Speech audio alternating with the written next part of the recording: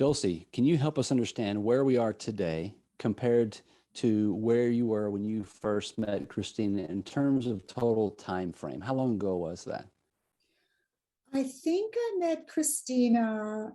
Christina, it must have been the very first part of October. Would that be about right? Yeah, it was either October or November. Okay. Mhm. So here we are, 4 plus 5 months or so. Help us Mhm. understand where you are now. How are you feeling? I am in I am in such a better place. One of the first things that went after I was able to sleep again at night is that ice pick in my shoulder blade here. When that disappeared, I could have jumped for joy. And that was a little bit after that, the sleep thing. That is totally gone. The levels of pain in my, I do not have 24/7 pain now. I will have some days where I have really no pain.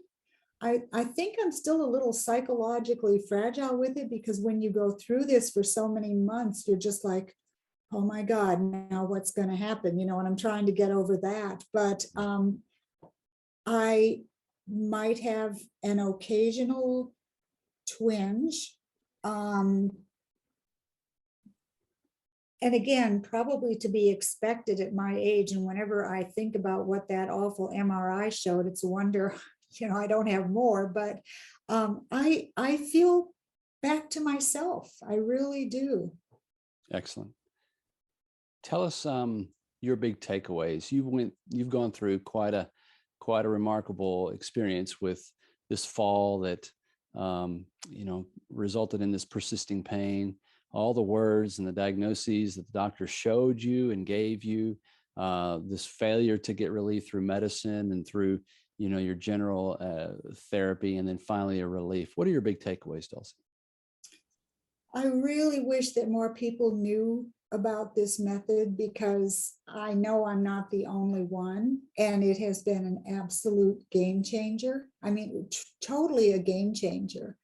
I cannot imagine being back where I was in October. I can't imagine living with that level of pain every day, nor can I imagine going through this barbaric surgery. So I obviously want to do whatever I can to maintain what I've got. But I since have talked to several people who've been referred to physical therapy. And if it's for a neck and a back issue, I try to talk with them about it. And sometimes I've found that there's this belief that, my doctor says do this. And I've also spoken with all of my doctors about it, including my family doctor, whose office was right around the corner from the bricks and mortar place where I first met Christina.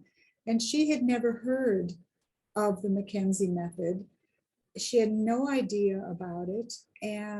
But she was very interested and wanted to know more about it, and said, well, this is something I'd like to know from my other patients who have neck issues. And I said, yeah, I think it's for backs too, but I'll check. Which I then did with Christina, and she confirmed that it was. Mm-hmm.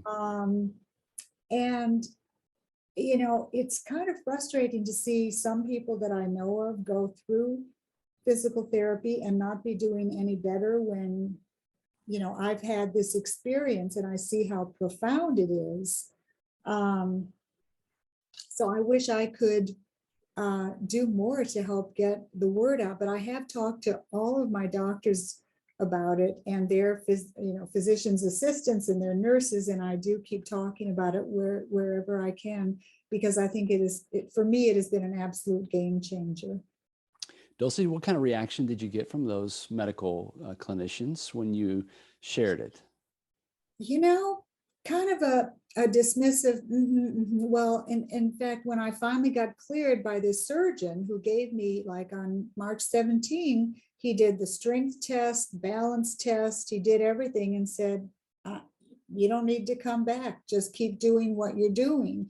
And I tried one last time. I said, no, you know what I'm doing, right?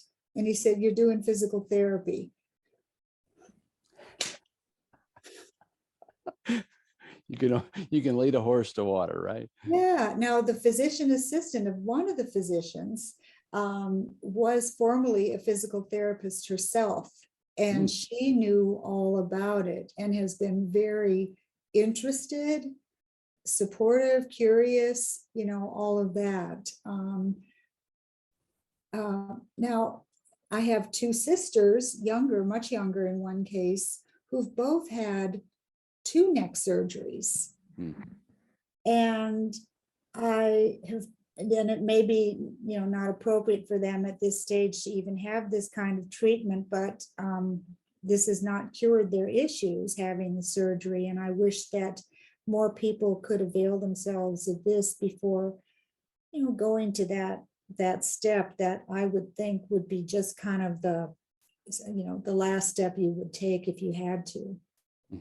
Yeah, thanks for that impression and just your views of that.